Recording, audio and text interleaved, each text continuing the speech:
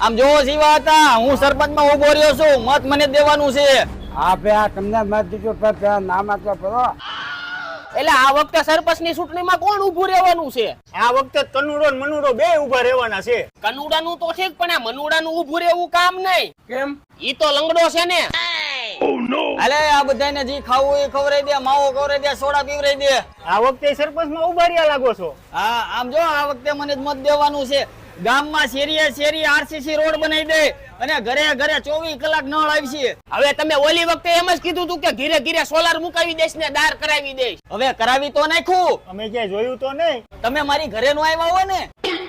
હાલો હાલો નીકળો, તમને તો મત દેવું જ નથી. આમ જો ભાઈ સાહેબ બાપા આજ વખતે એક વખત જીતાડી દો. ભાઈ સાહેબ બાપા પગે લાગુ, તમને પગે લાગુ. ઓલી વખતે તો જીતાડ્યો તો, આ વખતે જીતાડશે તો શું કરી લઈશ? ભાઈ સાહેબ બાપા એક વખત જીતાડી દો. હજી મારે બીજા માળનો સ્લેબ ભરવાનો બાકી છે. અરે તારી જાતનો સરપંચ મારા